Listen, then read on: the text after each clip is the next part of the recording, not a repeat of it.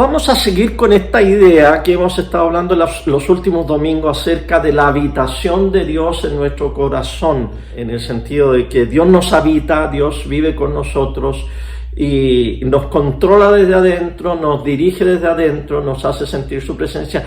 El domingo pasado hablamos de un poder hidráulico que está aquí adentro, que nos da la fuerza de hacer su voluntad. Y hoy quiero hablar de control interno, algo que está dentro de nosotros y que es por lo cual nosotros nos vamos a guiar. Voy a comenzar con un pasaje de Romanos, pero antes de leer Romanos 7, si alguno quiere buscar su Biblia, 7, 4 al 6, quiero hacer una pequeña introducción a algo muy importante que Pablo habla en Romanos.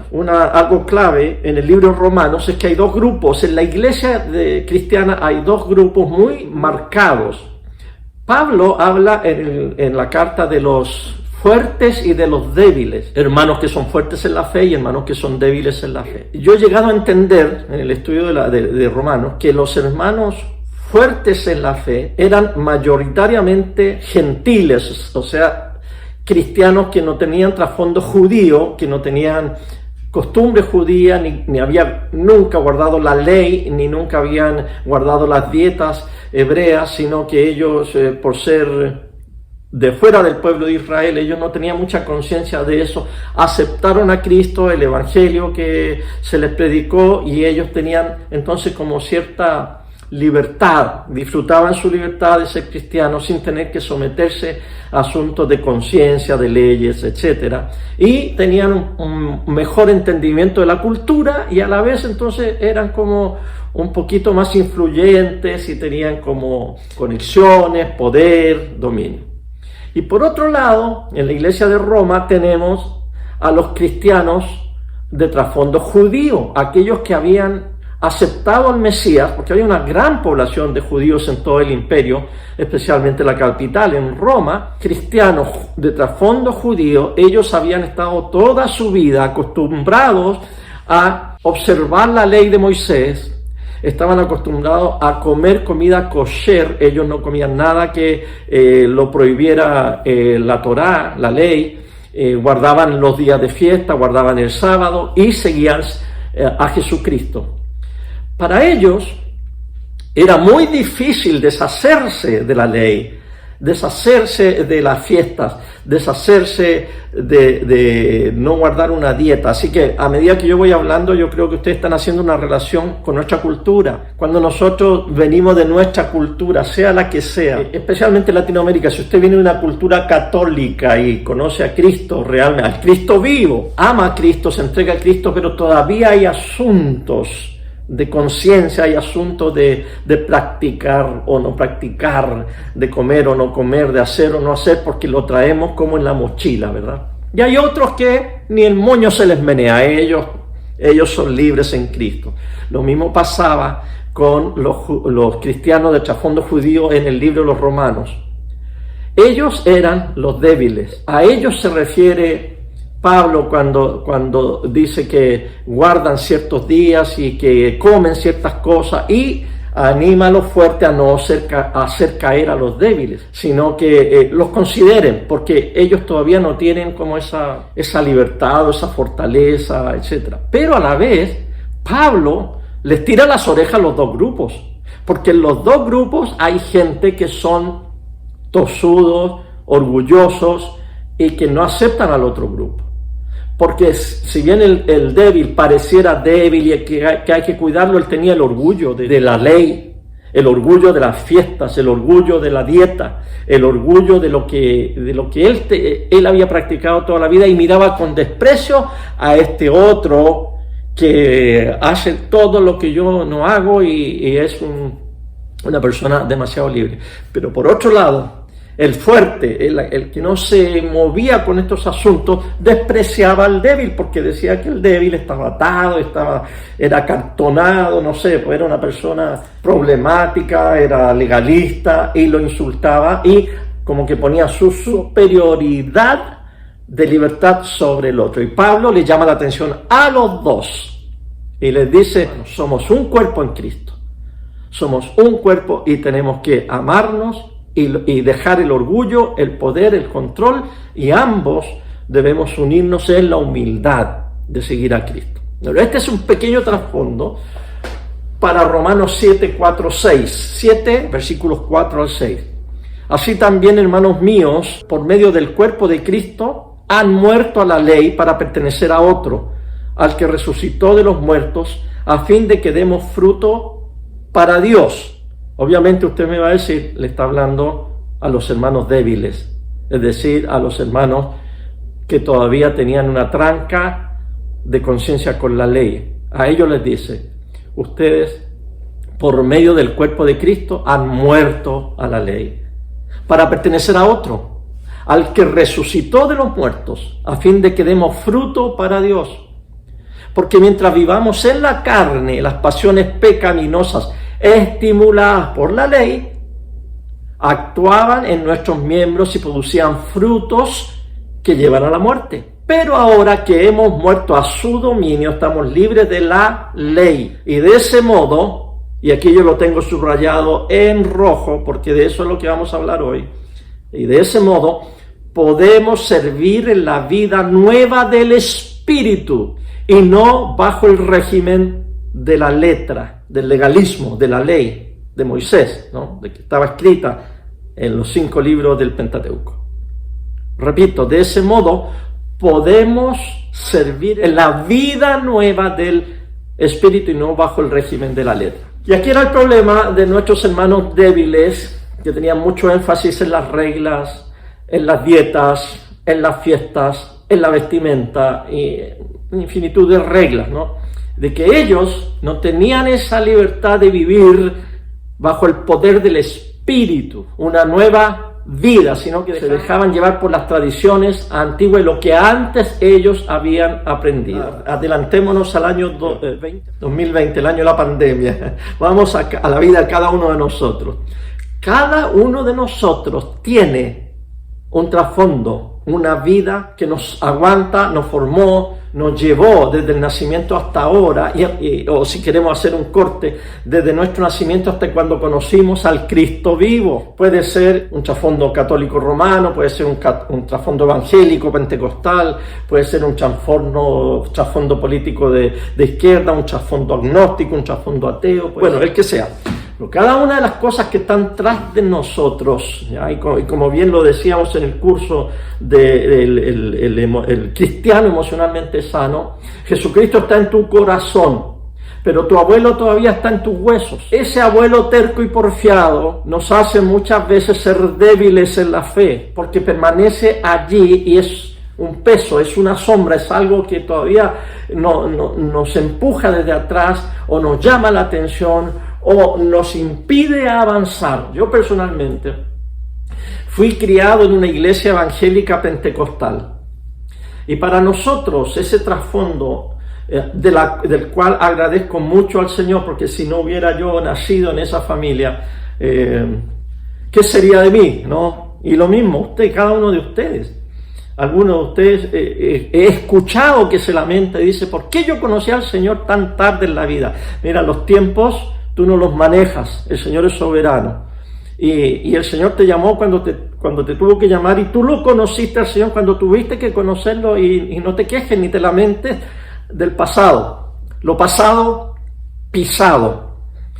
Y si hay que hacer algo con nuestro trasfondo es darnos vuelta, mirarlo y agradecerle a Dios. El católico tendrá que decir, gracias Señor por mis padres que me formaron en la fe, o si no fueron tus padres, los abuelos, y me bautizaron, a mí ni me preguntaron, como dice Arjona, pero por lo menos la fe de ellos fue la que trataron de meter a la fuerza en mí, y bueno, y aquí estoy. Algo resultó, les agradezco a ellos que por lo menos en la casa se decía que Dios existía, y otro tendrá que darle gracias a Dios por la irreligiosidad de sus padres en el pasado. No se va a quejar, no va a decir, ¿por qué no nací en una familia devota? ¿Por qué no nací en un barrio donde hubiera menos faltas de respeto a Dios? No sé. Usted sencillamente mire su trasfondo, mire su pasado y dígale: Señor, gracias porque nací en una familia agnóstica, donde me metieron dudas, donde nunca me hablaron de la fe, porque eso produjo en mí algo que al final me llevó a tu presencia. Y así cada uno le da gracias a Dios por su trasfondo.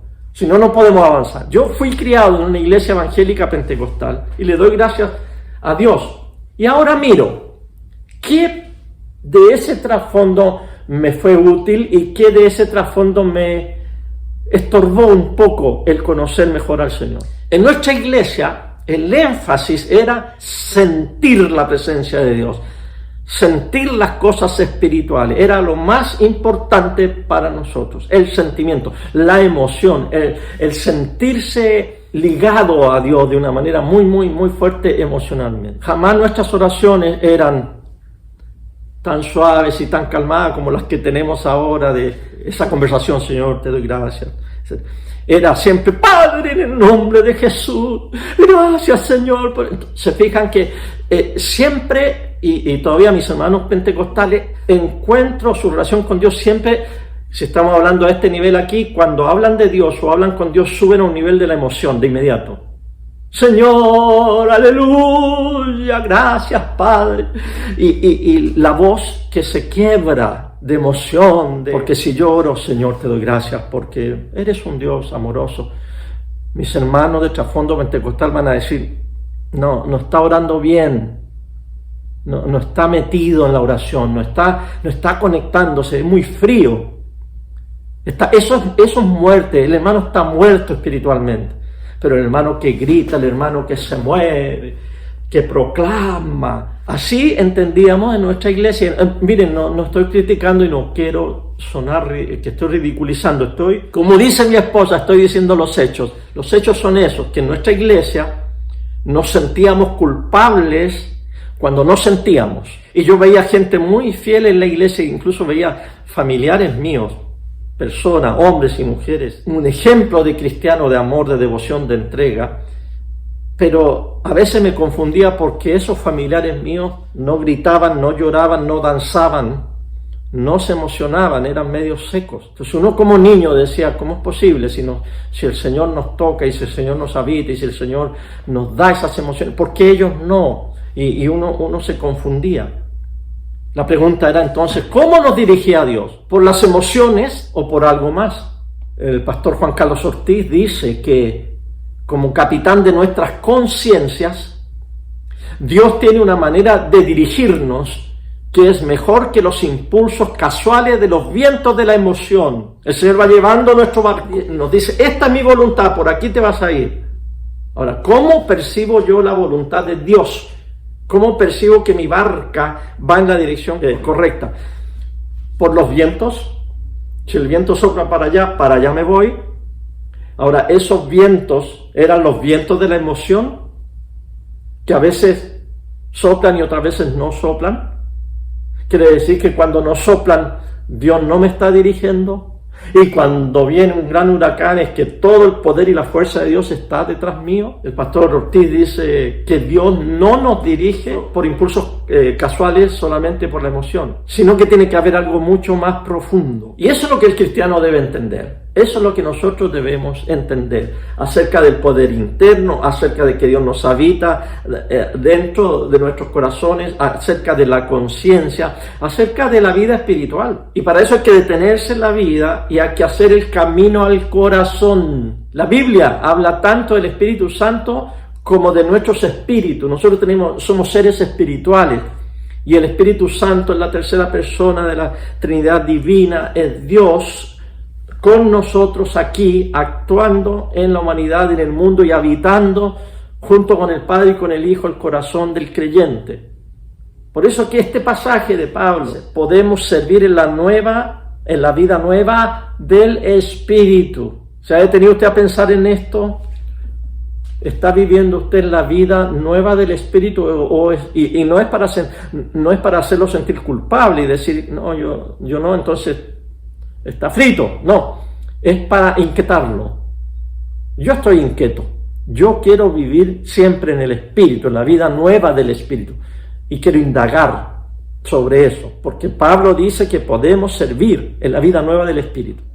Y de hecho, en el capítulo 1 de Romanos, Pablo dice a Dios, a quien sirvo con todo mi corazón. Eso dice la Reina Valera contemporánea, pero la Reina Valera 60 dice, a quien sirvo en mi espíritu. A Dios lo servimos en espíritu, predicando el evangelio de su Hijo. Es testigo que lo recuerdo siempre en mis oraciones. A la mujer samaritana, Juan 4, 23, pero viene la hora y ya llegó, cuando los verdaderos adoradores adorarán al Padre en espíritu y en verdad. Porque también el Padre busca que lo adoren tales adoradores. Este pasaje lo usamos mucho en la iglesia evangélica pentecostal. Nosotros los pentecostales somos los verdaderos adoradores porque nosotros adoramos a Dios en espíritu. ¿Y qué significaba eso? Lo que les acabo de decir, en la emoción. Para mí era inimaginable cantarle al Señor sentado en una banca con la pierna arriba. Eso era totalmente contrario al espíritu. Todas las canciones se tenían que cantar de pie, aunque fueran 5 o 10 himnos largos, los que sean, pero tienen que ser de pie y con fervor, alzando las manos, gritando aleluya. Eso era para nosotros adorar en espíritu. Lo demás era adorar en la carne o adorar de una forma muerta. Por eso que debemos de revisar qué significa vivir la vida en el espíritu, qué significa servir a Dios en la nueva vida del espíritu. Tenemos cuerpo. A ver, yo veo aquí en la pantalla varios cuerpos. Unos sentados, unos medio para el lado, otros están parados ahí estirándose porque tienen la libertad de hacer lo que quieran con su cuerpo, y si alguno no quiere que le vean el cuerpo, le pone ahí nomás stop video, que pare el video y no le vemos el cuerpo. Pero ahí que está usted sentadito, escuchándome, tiene su cuerpo. Y es lo más fácil de definir. Este es mi cuerpo, de aquí hasta acá. Y el cuerpo tiene 5 sentidos, algunos dicen que tiene más, bueno, pero básicamente usted mira, usted oye, usted huele, usted degusta, lo que sea, toca, tiene sensación, tacto. Ese es su cuerpo, ese es su envase. Luego tenemos una parte invisible, el alma. Y en el alma, para poder explicarlo rápidamente, ahí habita la voluntad, el intelecto y la emoción del ser humano. Y luego tenemos algo mucho más profundo que tratamos de decir metafóricamente, que se llama el corazón. Adentro, como lo sentimos aquí, que aquí palpita y ahí decimos, pero el corazón no es nada más que una masa, pero metafóricamente queremos hablar del espíritu, de lo interior, de la conciencia, de los aspectos más íntimos de nuestra experiencia. Y ahí tenemos todo, cuerpo, alma y conciencia, o cuerpo, alma y espíritu. Somos seres tripartitos, pero Él nos habita total y perfectamente. Ahora, ¿cómo es que Dios nos habla? Ya vimos que la perfecta revelación de Dios fue Jesucristo. Dios se hizo carne, Emmanuel, Dios con nosotros, habitó con nosotros, vimos su gloria del unigénito del Padre, lleno de gracia y de verdad. Revelación final de Dios, Jesucristo. Pero este Jesucristo, que es el Jesucristo histórico, de hecho ayer los antropólogos de la tierra de Palestina en los tiempos de Cristo concluyeron que el hombre promedio tenía altura de 1,55 m. Y yo de inmediato pensé, o sea que Cristo, si era un hombre promedio, tiene que haber sido un poquito más bajo que yo, Qué raro, ¿no? Porque uno siempre lo ve pelo largo, blanquito, ojos azules, ¿ya? El Cristo gringo ese que aparece siempre en las películas o en los cuadros. Dios se hizo carne y se hizo carne en un hombre de carne y hueso, Jesús de Nazaret. Ahí se encarnó Dios. Pero ese Cristo histórico ya no existe. Se murió, resucitó, tomó un cuerpo nuevo, glorificado, y ascendió a los cielos. Ya no lo tenemos aquí para ir a tocarlo, para ir a sentirlo, para ir a mirarlo. Hoy en día vivimos bajo el reinado y el control del universo de aquel a quien nosotros le llamamos el Cristo cósmico, que en visión a Juan en el Apocalipsis, en su mano le mostró que tenía las estrellas. Imagínense la imagen con la cual Dios nos quiere mostrar que su Hijo hoy día está en control, porque sostiene las galaxias. Y los científicos, ¿cuántas estrellas han dicho y cuántas galaxias han dicho que existen? Imagínense, si todas esas caben en la palma de la mano del Cristo cósmico, es para volarse, ¿no? Pero hoy en día, alguno pudiera decir, puedo sentir su mano poderosa sobre mí. Oigo el roce de las alas de los ángeles. O veo una visión. Se me apareció un ángel, se me apareció Cristo, etc. Ahora, yo no digo que eso sea malo. Son emociones. El otro día les conté de una científica de un país nórdico que ella en la noche despertó con una presencia en su cuarto y cuando vio a los pies de la cama, dice, yo vi a Cristo que estaba parado, pero lo raro era que su esposo estaba roncando y ella miraba a su esposo que estaba durmiendo y decía, ¿cómo es posible que yo esté viendo esto y esté sintiendo esto y a ni el moño se le menea, literalmente? Dios puede usar nuestras sensaciones y de hecho lo hace. Todos hemos experimentado la presencia de Dios, hemos experimentado visiones, etcétera, pero porque Dios no está limitado, entre paréntesis, Dios puede hacer lo que quiera, por algo es Dios. Pero en términos normales, cuando Dios actúa normalmente, Él no se siente, porque Dios es espíritu y los espíritus no se sienten, no se ven. Y eso era realmente un problema para nosotros en la iglesia pentecostal. Y por eso que algunos, yo me acuerdo que algunos ya no iban a la iglesia nuestra, porque eran personas frías, eran más intelectuales, algunos se hicieron bautistas o metodistas, ¿no? Que son menos emocionales, son grupos menos fervorosos, dijéramos nosotros. Pero la verdad es que el amor de esas personas, el amor de aquellos que no son tan emocionales, no dependía de algo que Dios les hiciera sentir. Ellos caminaban por fe. No por vista, ni por olfato, ni por tacto, ni por visión, ni por sentido. Por fe, porque Dios nos llamó a andar por fe. Así que sintamos o no sintamos, ya está escrito lo que pasó, ya está escritas las promesas, ya está escrito en los evangelios que Cristo murió por nosotros, que Cristo fue a la cruz por nosotros, que Cristo murió, fue sepultado y resucitó. Siéntalo o no lo sienta. Así que si alguno de ustedes algún día llega, ¿no?, a consejería pastoral, Fernando, me siento vacío, siento vacía, no siento, yo creo que el Señor ya no está conmigo. A ver, espérate, yo creo que perdí mi salvación, o yo pienso que el Señor se alejó de mí.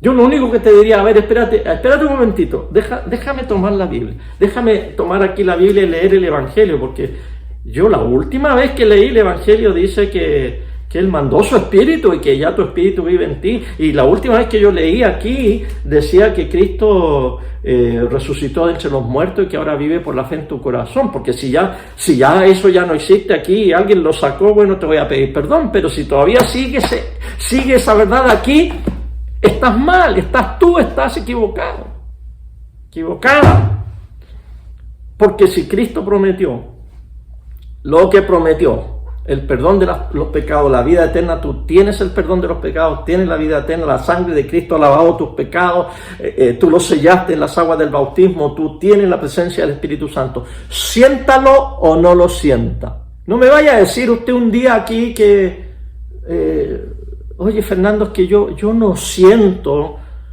que el ejército libertador cruzó los Andes. Nunca he sentido en mi corazón esa convicción de que San Martín y O'Higgins cruzaron los Andes y que liberaron a Chile. Yo te podría decir, mira, siéntalo o tú no lo sientas, no le importa a nadie.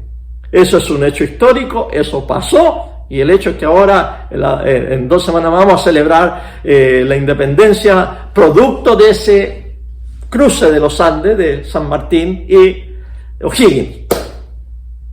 I'm sorry con excuse me, si no lo sientes o si crees que fue una teoría conspirativa o crees que no sé qué, por lo que cada uno lo que tú creas, no me interesa. Ahí está el hecho. Lo mismo, es que no siento la presencia de Dios, lo siento mucho. Dios ya dijo que vive contigo, si tú no lo sientes, bueno, problema tuyo, pero Dios ya habita contigo en tu corazón. Es por eso que uno, como cristiano, tiene que procurar hacer el camino al corazón, que no es un camino de emociones. Y por favor, no me malentiendan, a mí me encanta sentir, soy una persona de sentimiento, y mientras más viejo me pongo, más llorón me pongo, y me encanta llorar, y le doy gracias a Dios por el don de llorar, porque cuando uno está muy duro y no llora, no anda muy bien. Yo creo que es bueno sentir, emocionarse, etcétera. No me malentiendan, lo disfruto y procuro cuando estoy en la oración, digamos, cuando me conecto a Él, procuro hacerlo con todo. Y me alegra cuando me emociono, cuando me vuelo, o cuando... Yo tengo unas amigas por ahí que el otro día decían, ¿sabes qué? Que mis hijos me están agarrando para el chuleteo, dicen, porque cuando oro, dicen, mi mamá ya se metió en trance. Porque dice, me voy tan para adentro y empiezo a conversar con el Señor en mi corazón, que cuando a veces pasan los niños, piensan que estoy así como ya en la posición del loto, no sé qué pensarán. Bueno, qué bueno es meterse con todo en esto, es bueno.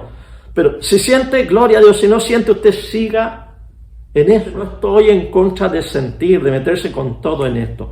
Pero sí quiero enfatizar que la presencia de Dios, la vida del Espíritu, no es solo una vida de sentimientos. Cuando uno empieza a buscar esa vida de conexión espiritual profunda en el corazón, tiene que empezar a cerrar las puertas del exterior y no depender tanto de lo de afuera. Tiene que irse para adentro. Igual nos juntamos, igual hacemos grupos en casa, igual oramos juntos. Igual nos juntamos el domingo aquí en esta plataforma. Igual nos unimos como pueblo. Pero el resto de la semana, el resto de los días, tenemos que estar muy conscientes de que Dios nos habita. Y ese es un proceso. No lo va a lograr mañana o el martes. Lo va a lograr en un camino constante.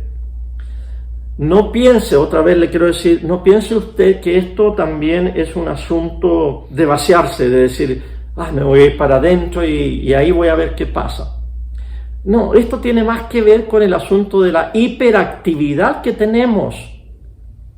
Nuestra sociedad, desgraciadamente, está hiperexcitada. Aunque estamos encerrados, la mayoría por el asunto de la pandemia, nos estamos cuidando, igual nuestra mente anda acelerada. Igual nuestros aparatos electrónicos están siempre prendidos. Igual la tele o la computadora sigue hasta las 12, 1, 2 de la mañana. Igual los mensajes de texto nos llegan y los WhatsApp.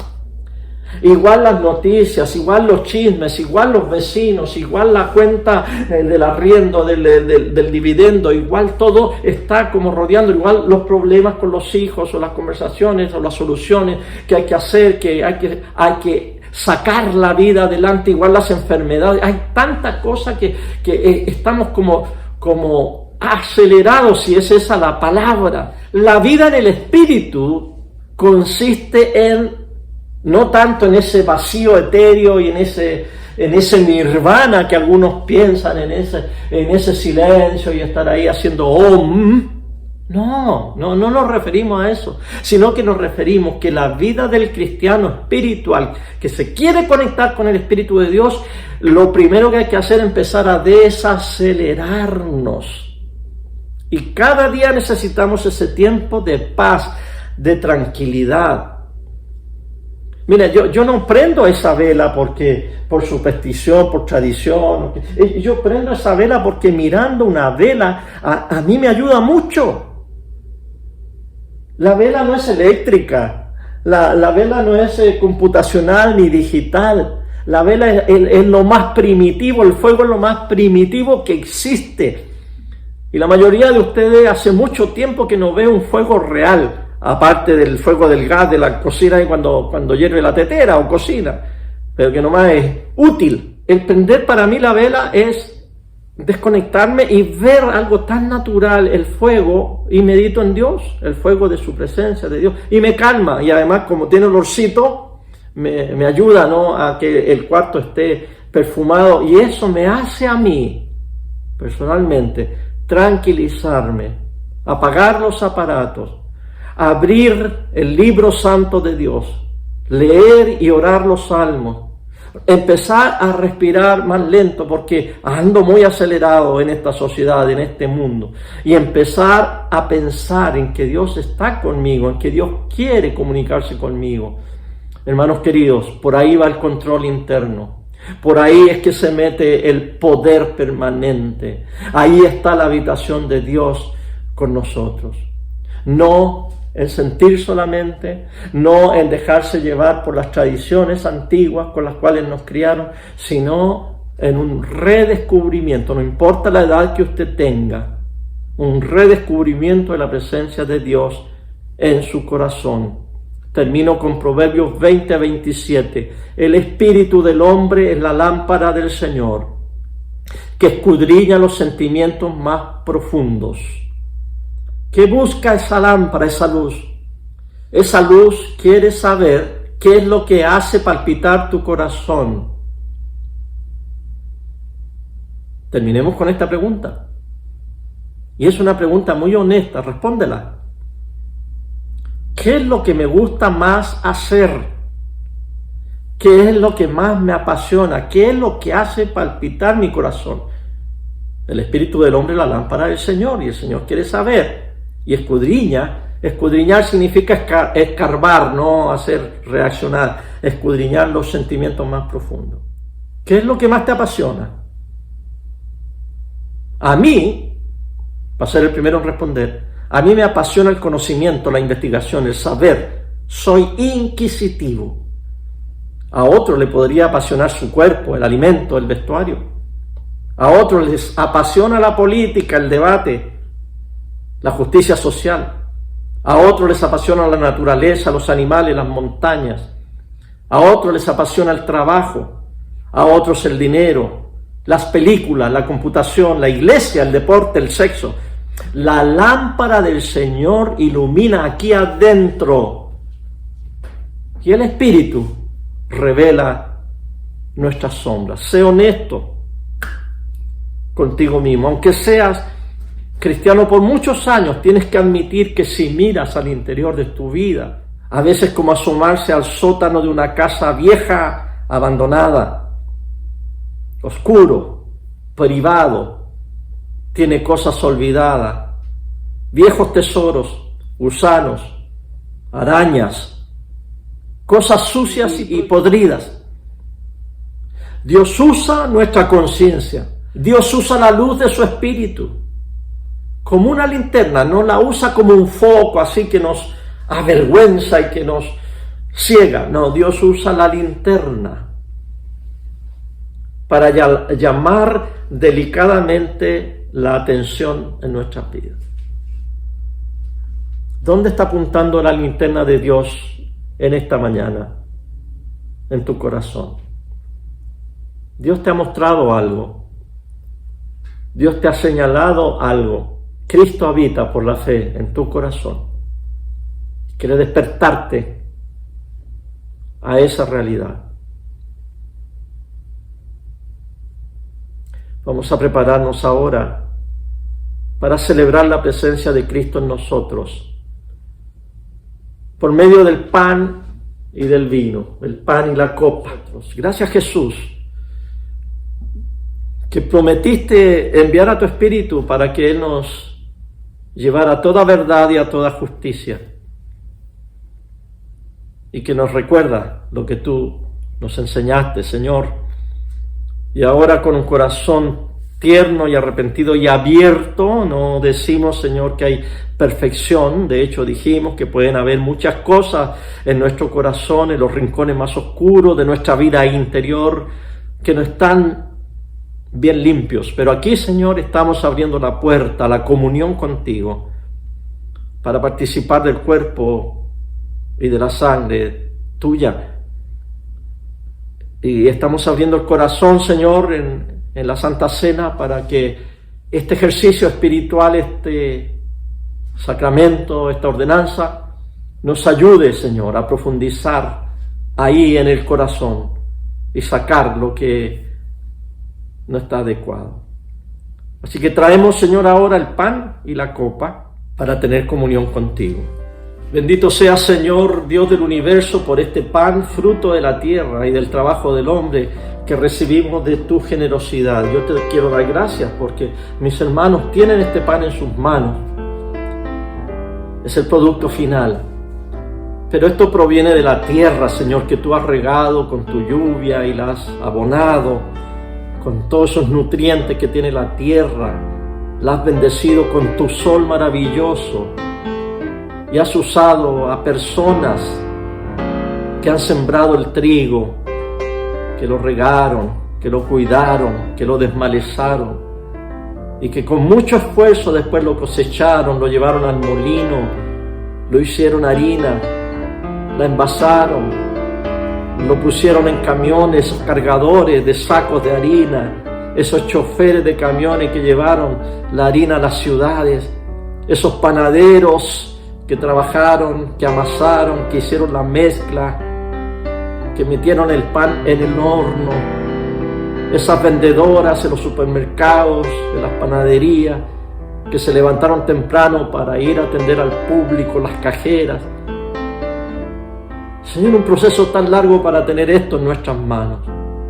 Bendito seas tú, Señor, por ese proceso, Dios del universo, que hoy has permitido en tu generosidad que podamos tenerlo en nuestras manos y que hoy esto va a ser para nosotros la comunión con el cuerpo de Cristo.